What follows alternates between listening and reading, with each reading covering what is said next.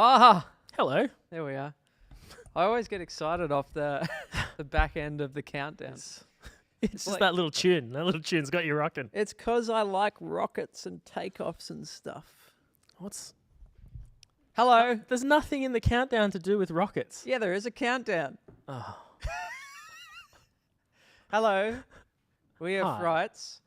I'm Josh and this is Simon. Hello. And we're here at another weird time to talk about musical things. Yes. Yeah. Will we ever Not- stream consistently at the same time? We will at some point, but, that's when we're doing this full time, which we're not yet.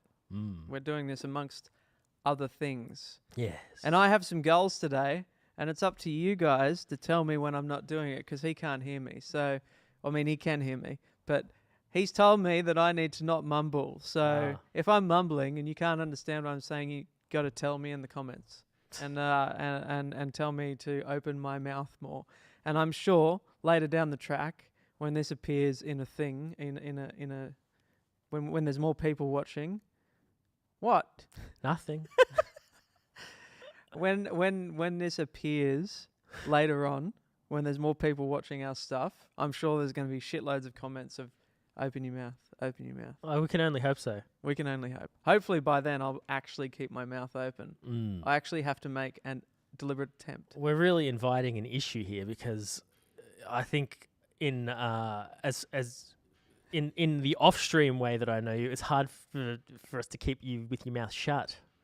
So, But even in the off stream, my mouth is like more like this, and I talk a bit like a drunk baby. well, yes, you do. Okay. You can't talk it. We I were just trying to do red leather, yellow leather immediately before this started, and I kept saying red yether. So yes. Well, there we go. What a wonderful start we're off to. Just immediately off topic, immediately derailed. banter. It's about the banter. Okay, it's about the banter. Well, what are we here for? We're here to talk Mm. about our ongoing growth as a band. And our specific topic of today is to talk about how bands interact with critics and the media. The media. You only put one thing, not two Did I? things. Oh. Yeah. Well, I must have meant the media and not the media. Who's derailing shit now? Huh? All right. So, maybe so what we're gonna do, like, you can read the description, but we'll talk about it anyway. This has started well, hasn't it? Mm-hmm. I have a feeling that we're going to decide that maybe streaming in the evening is not the best idea Nah. in the future. No, this is a good thing. We haven't ever done it in the evening. No, we so haven't. I think well, that's not true. We've done it late before, but let's soldier on. So what we're going to talk about is how you would kind of interact with the media after you've released a track. It's a very important part of releasing music, and because we're talking about music being culture, you need to interact with the broader culture if you're going to be a cultural icon or make your cultural artifact actually mean something.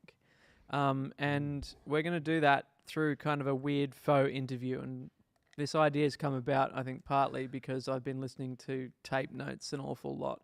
And I really like how that podcast breaks down the way that artists think about their music when they make it, and also how they're thinking about their audiences when they're making it. And since that's something that we talk about a lot, I wanted to try and do that with the track that we just released only yesterday. So that's how we're going to kind of roll along today. Do you have anything else you'd like to add? Only just in the general sense that the reason that we're doing this stream, among other reasons, but a big reason is about building proficiency across a range of kind of disciplines and processes, and interviewing is going to be one of them. There's a very natural link there in that we sit here and we talk to camera and we talk into microphones, and there's a even though it's not a particularly complex skill to develop proficiency, and it is something that we've already noticed that we're getting better at. Even just being able to limit the ums and ahs and weird and little pauses, and that one, talking over the top of each other and going, yeah.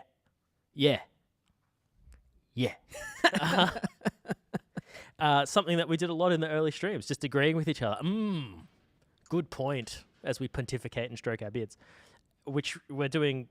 Well, we're still doing a lot of pontificating, but much less agreeing with each other spontaneously, ruining the audio for cutting up later. It's so difficult to not say something because natural speech, you kind of want to do that. And it's actually incredibly annoying when you're listening to an artist talk about their stuff on the radio in a live setting, and they do a lot of ums and ahs and crap.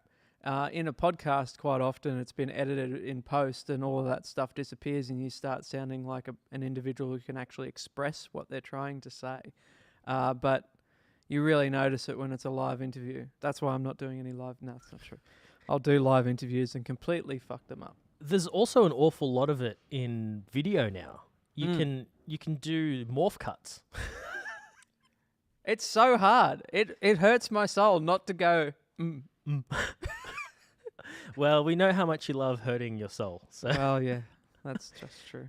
there was a time when you would argue that artists needed to be in pain to make good art. So maybe you limiting yourself from saying and yeah, etc. is gonna unlock something in you to make something delicious. I would argue that I'm going to do that continuously. Like hurt myself. Hurt yourself. Yeah. Well, in any case, I was just saying, in video, have you seen how good morph cuts have gotten now in I mean, I Premiere? don't notice them as much as I used to. They're incredible. So you'll be watching a news interview or something, someone doing a vox pop to camera, and that thing is sliced up to buggery. But you don't, but you can't tell. The morph cuts are so good now that it's just creating frames in between stuff that cuts out that little 5 frames of some